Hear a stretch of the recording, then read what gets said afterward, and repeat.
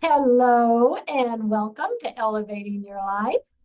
I am Paula Vail, host, author, Reiki master, and I am here to share just a fantastic gentleman who, his background and what he's accomplished, it's just beyond words. I am so happy to have with us today Steve Zell, author of the Amazon #1 seller, True Creature, a supernatural murder mystery two women must solve to survive. And when he was a kid, he spent many days exploring abandoned hotels and stores in ghost town Jerome, Arizona. Steve always loved to tell stories, draw pictures, and sing.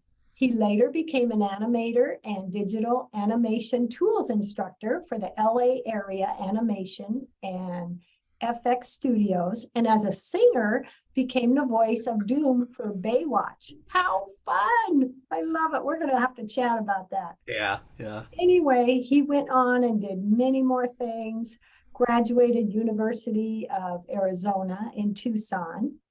And True Creature is the first book in his Mulhanian Pool, hopefully I got that right, Steve, Yep. detective series, which features investigative reporter Deanne Mulhaney and medical examiner Sarah Poole. Anyway, we will have you share that. You've written multiple books. I just want to welcome you and say thank you for joining us, Steve. Hey, well, thank you, Paula. Thanks for having me. Oh, I'm just honored and Pleasure. excited. Well, would you like to share a little more of your background? And give us It's even more idea of what odd. you've experienced? It was a twisted background. As we've said, I did a lot of, spent a lot of time near Sedona and Jerome. Yeah, yeah, Favorite great place? places up there. That whole Red Rock area. And they've got, all throughout Arizona, there's some interesting ghost towns. And as a kid, I used to just kind of walk through them, it was just always amazing to me. I mean, just the the thought of something that could be alive and vibrant one day and then suddenly gone, and then now we're kind of looking at it and kind of wondering, well, what happened and what if it comes back? um, which was actually what got me into my first book, which was Wizard, and that was about a town that basically was a gold mining boom town that died, became a ghost town, and then came back as something else. But it was determined and basically destined to be a ghost town again.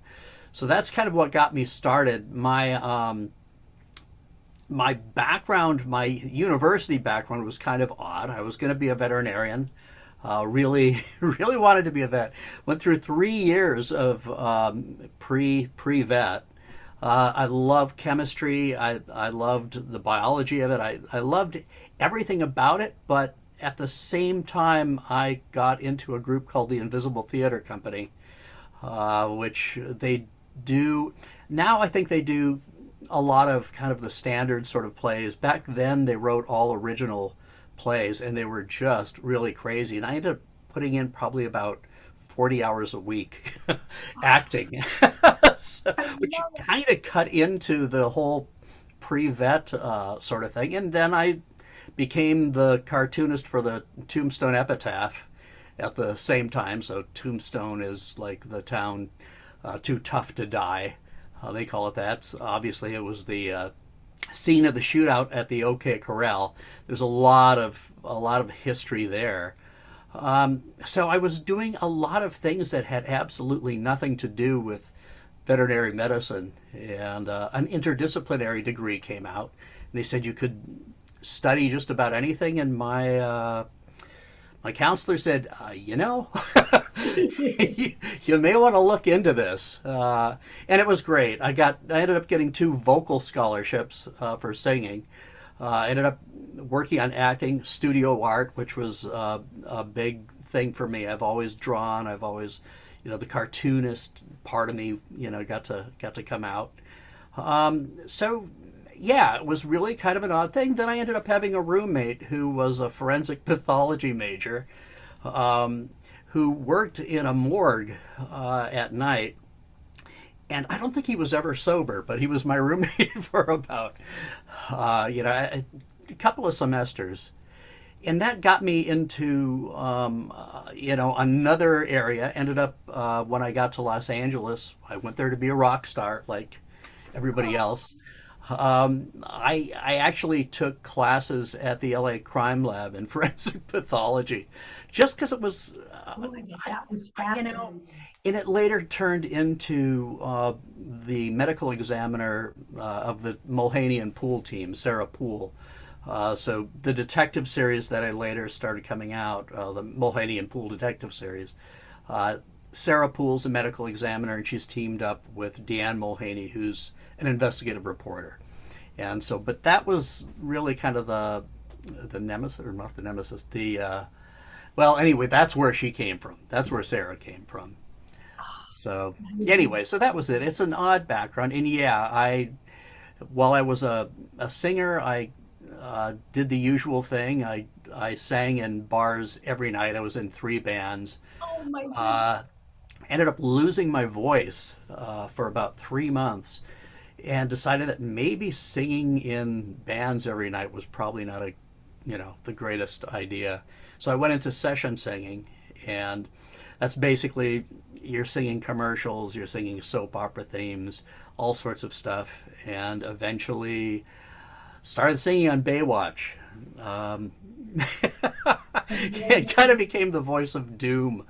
Uh, every time something sad happened to a lifeguard, they had a bad hair day or eaten by a shark, whatever, um, there would be a scene of other lifeguards kind of walking dejectedly along the beach, and you would hear these rock ballads in the background, and I ended up singing a few of those.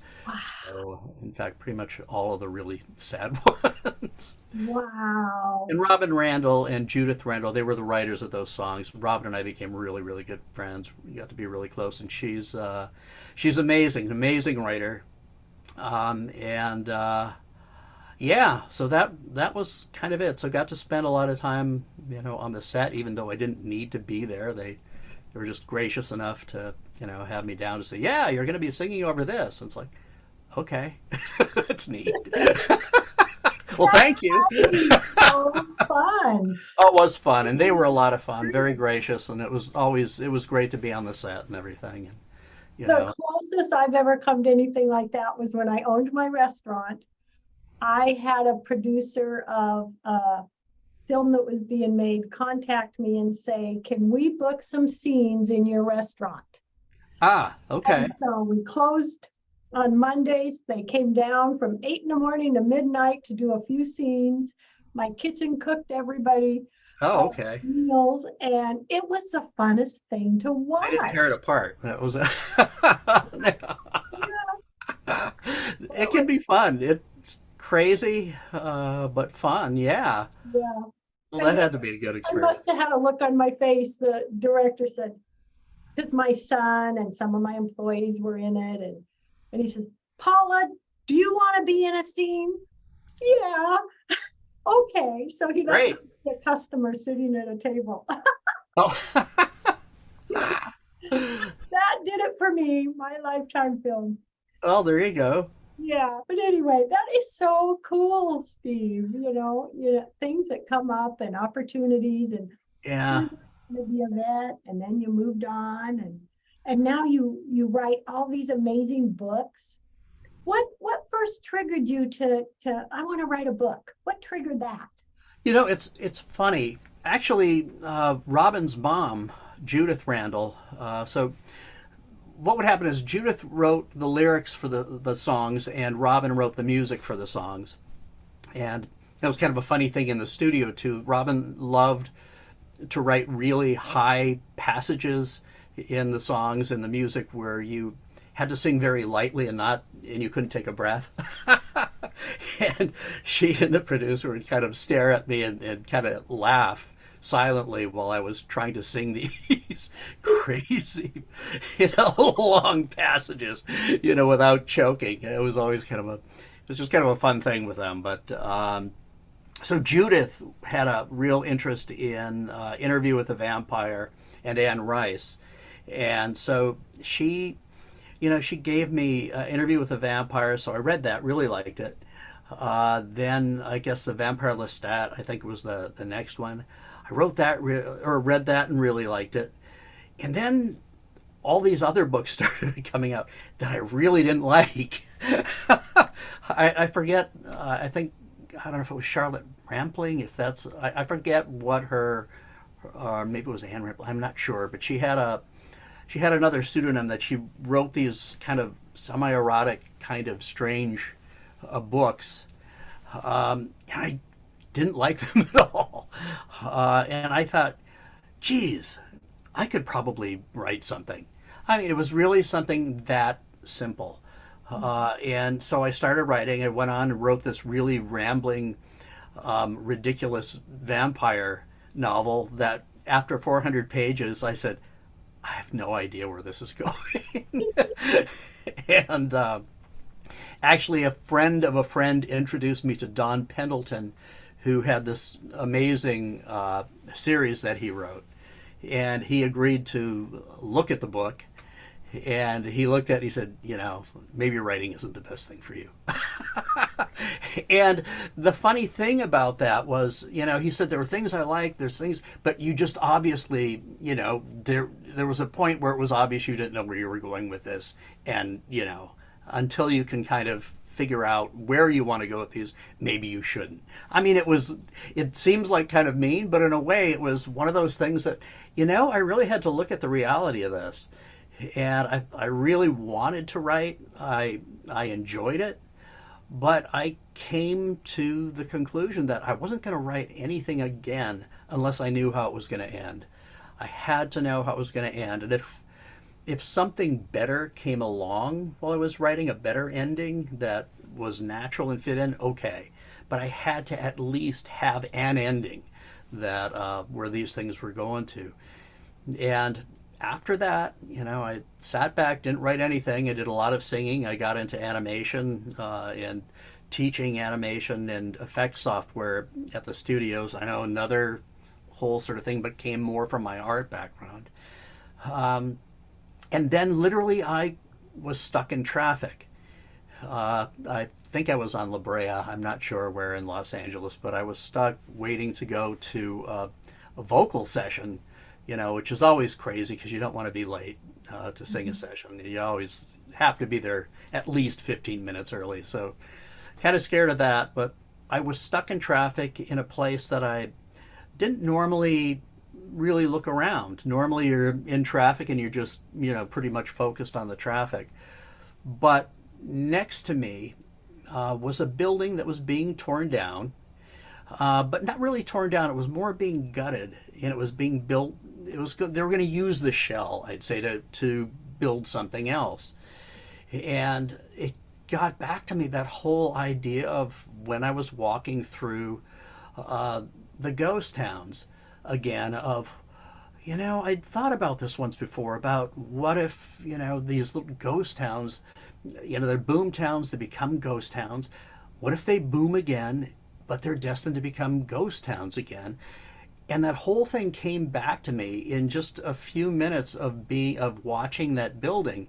And the odd thing about it, more odd than that, I guess, was there was a poster on the side of the building of a wizard. It was a painting of a wizard, and it was curling off. All that came to me, and within 3 days, I pretty much had an outline and the main couple of characters for a book, and that became Wizard. And that was the first book that was published through St. Martin's Press, which sadly only kind of exists now as part of Macmillan. And the neat thing about that, when I first wrote it, I had no idea what to do with it, but I was at a party with a bunch of musician friends, and one of them happened to say, "What do you do outside of music?" And talked about the animation a little bit and everything. And I said, "Yeah, and I wrote this novel." And he was a guitarist, and he said, "Hey, did you know my sister was a literary agent?" And I said, "Well, no." But now that I do, so I gave him the manuscript, And the funny thing, being a typical guitarist, he had no idea really what his sister did. It turned out she wasn't really a literary agent. She worked with Turner Broadcasting, but she dealt with a lot of publishing houses and producers. They wanted, she wanted, and she got interest in Wizard being made as a film. And I said, all right, well, I'll give you an option to do that, but I want you to talk to some of the publishers that you talk to. And I'm more interested in it being published as a book. And one thing kind of led to another, and it was just another strange circumstance. She happened to be on Melrose eating lunch, and she heard an editor that was there visiting her mom from New York. And she was basically complaining to her mom that she hadn't read anything good in the last 6 months. My friend's sister, who had the manuscript with her, said, I couldn't help but overhear your conversation. Boom! Read this. Read it. Read this. And it turned out it was Reagan Arthur, who was a really, really great editor for St. Martin's Press. And within 2 days, they faxed me a contract. Wow. I had no idea what to do with a contract.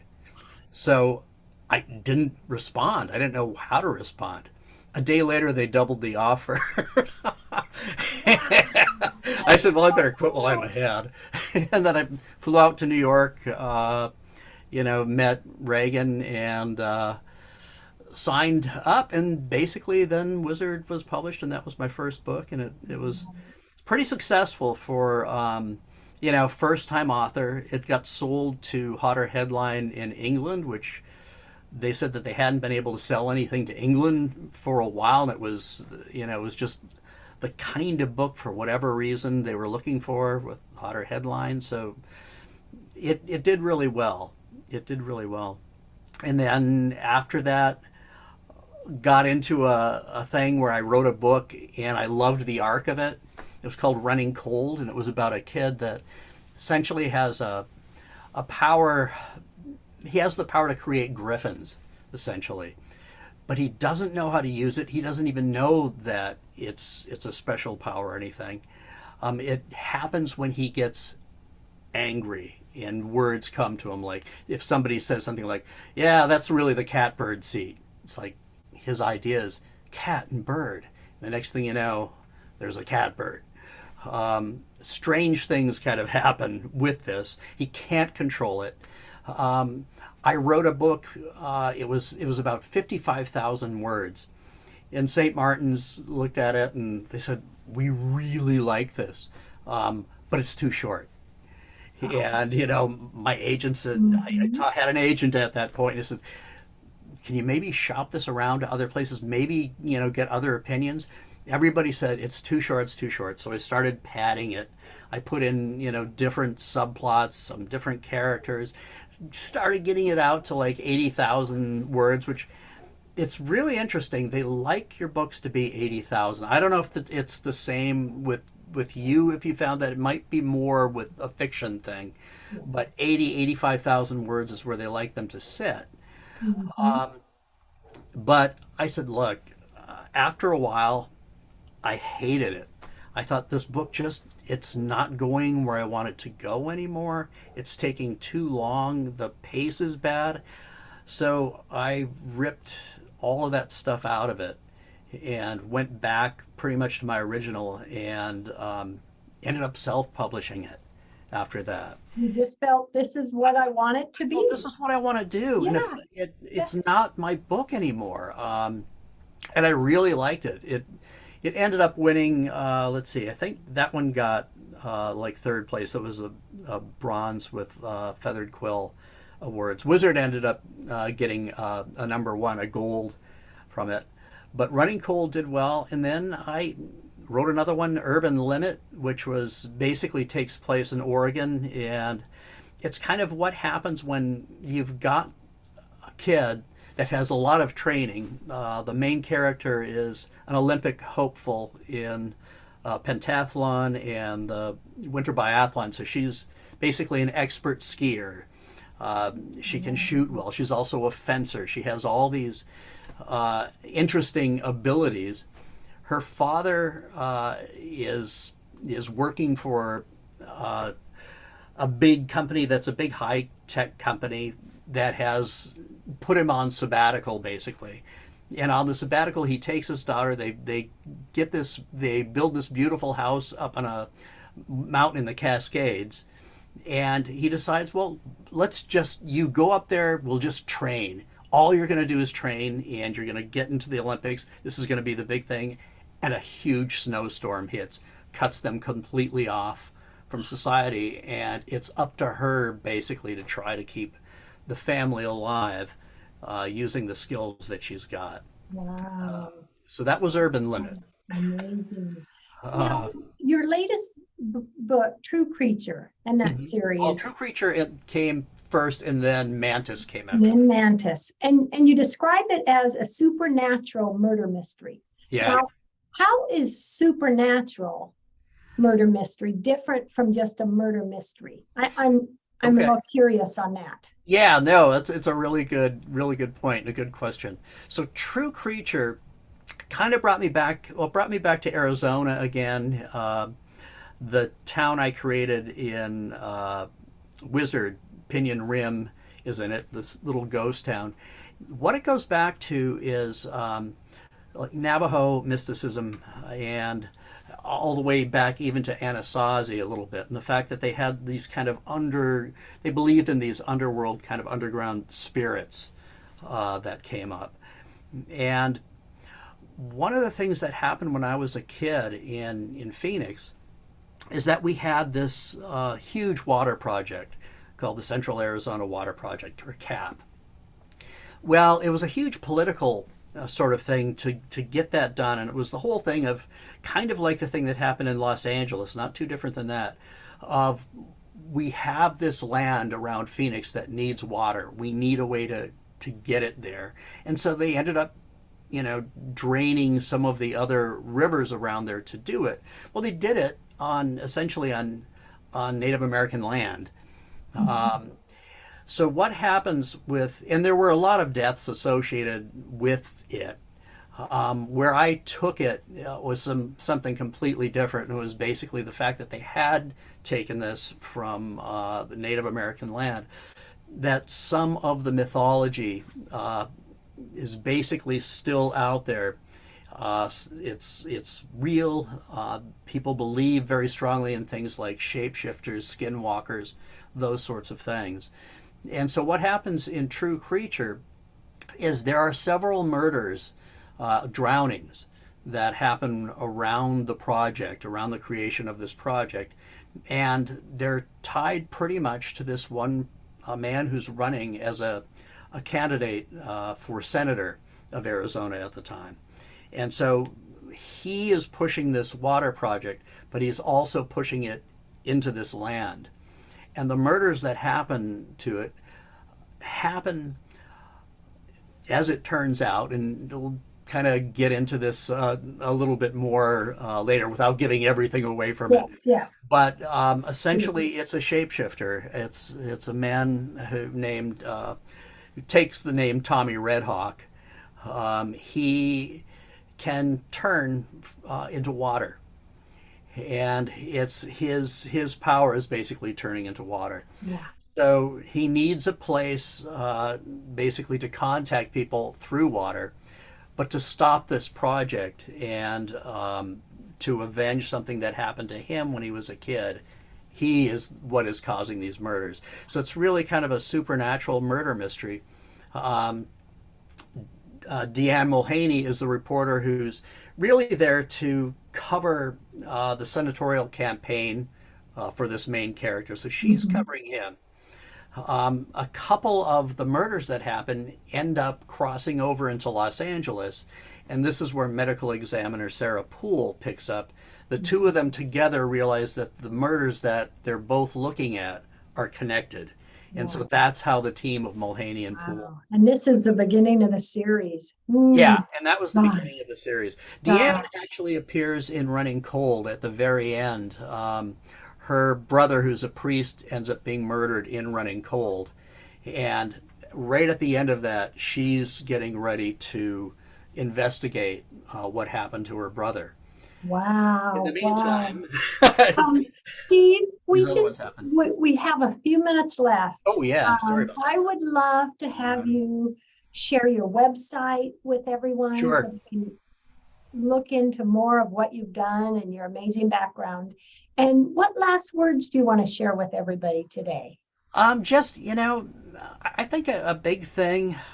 Gosh, and I think that's a big thing for parents and kids. It's like I think we have a tendency sometimes to lock kids into something. I have an interest in this. Oh, that's what you should be. And uh, it's good to be driven in a way. It's also good to be able to break out of that sometimes. I think The you door need to open. let I your love kids, it. yeah, let Yeah. them expand. It was something that for me, I got kind of, my dad was an engineer. It was kind of odd that I could, that I loved to sing and I loved to draw and I loved to act and all these and write when I was a kid. He said, the world could be fine without art, literature, and music. Yes, a German engineer. Okay, I get it. It wasn't until college that I really kind of broke out and did all this stuff. And the truth is, my dad loved it. He supported me like you can't even believe when I finally just said, I have to do all these things. I can't just do one. And if I hadn't been there, I definitely wouldn't have come up with all these different worlds that I've ended up creating. And I just say, let the kids breathe. Let them kind of I explore. love that. I love that because we can think we have it all figured out, and then we can find something that comes to us and it's a passion we didn't know we had, Yeah, you know? yeah, it I really love is. that. Well, it was like, in being a cartoonist, and then suddenly when computers became, and I started working for a computer company, and then suddenly computers became a part of special effects and animation, and I thought, oh my god! And so I jumped into that, which was another thing. I ended up basically I got pneumonia. I the director of the company that I was working at to study animation saw me one day passed out over a computer and said, "You're either crazy or you're dedicated to this. I'm going to take a chance you're dedicated," and gave me a job teaching. I love it. I So love all it. these things I love happen, it. but you never know. You just never Yes. know. Yes. So, Oh, so but how can the guests learn more about you, Steve? the probably the best way, just go to my website. It's www.talesfromzell.com. So Love it. yeah, This is so Zell is fantastic. any Oh, this is so fun. Tales from I Zell. could talk to you for 2 hours. Well, same here. This has been fun. I mean, I really enjoy Oh, it. So. I just love it. Everybody out there, thank you for joining us. And if you want to learn more about different avenues, you can watch this show, listen to this show, go to my website, wellnessinspired.com. And so appreciate you joining us today. Love, hugs, and blessings. Steve, thank you so much for being a part of the show and sharing Thank you, your Paula. amazingness with us. Love, hugs, and blessings. Thanks so much. Goodbye, everyone, and we will chat again soon. Take Thank care. you so much.